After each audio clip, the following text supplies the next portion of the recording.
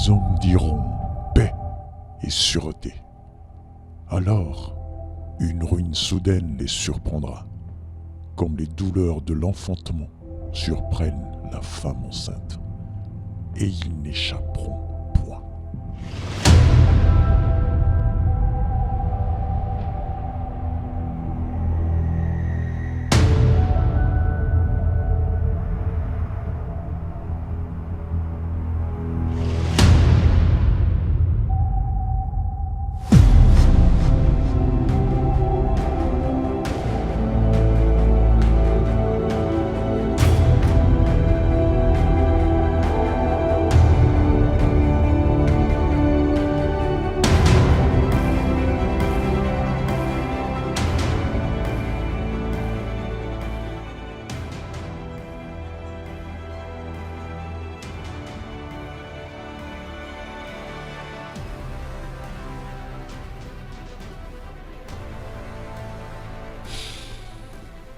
Tu vois, cette salle, je me revois là il y a 2 ans.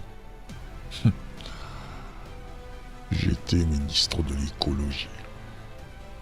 J'étais en train de présenter aux membres du gouvernement un documentaire qui devait interpeller tout le monde, mais de toutes les façons, c'était déjà trop tard. Oui, je me rappelle. C'était 2 jours avant ce fameux jour J, le jour de l'effondrement, le jour de la ruine soudaine.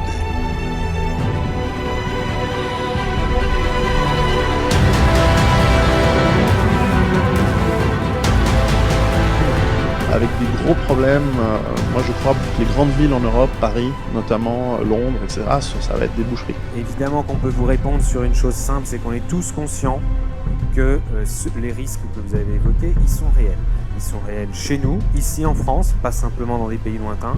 Ils sont réels dans d'autres pays où on se fait déjà la guerre pour l'accès à l'eau, où on se fait déjà la guerre suite à la désertification. On est 65 millions, d'accord ? Il y a 15 000 Kalachnikov minimum qui circulent, il y a 800 zones qui sont difficilement contrôlables. Qu'est-ce que vous pensez que ça peut donner ? Ça peut donner qu'un très gros carnage. Dans ce défi de lutter contre l'effondrement possible. Dans ce moment où nous disons que si nous ne prenons pas les bonnes décisions, c'est notre effondrement à nous société moderne et à nous humanité, qui est en jeu. Et ça va nous emmener au chaos énergétique. Ça peut être maintenant, ça peut être demain. Aujourd'hui, un effondrement majeur des sociétés industrielles, pour moi, c'est très probable avant 2020 et sûr avant 2030. 2020 et sûr avant 2030. L'argent ne se mange pas. Les alarmistes nous alarment depuis longtemps, mais nous n'écoutons pas. Est-ce que c'est déjà trop tard pour qu'il y ait des effets dramatiques sur la biodiversité, sur les espèces, sur les gens, etc. Oui, il est déjà trop tard. Ces effets vont avoir lieu, c'est certain. Monsieur le Président, je sais très bien que c'est la énième fois que l'on parle. Mais là, c'est imminent.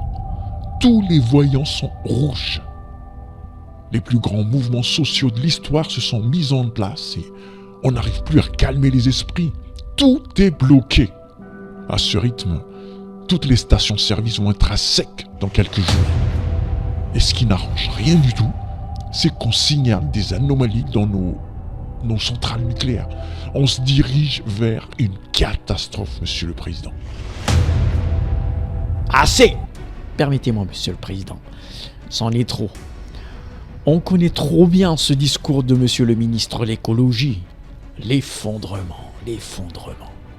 Vous aimez bien faire peur.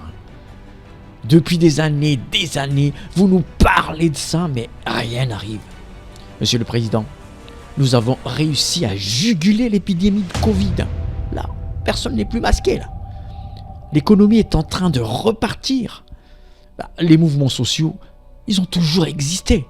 Rappelez-vous, les gilets jaunes sur les ronds-points. Est-ce que tout s'est effondré après ? Non. Monsieur le Président, soyons sérieux. Nous en avons assez de ces discours alarmistes et conspirationnels qui ne mènent à rien de rien. Nous en avons assez.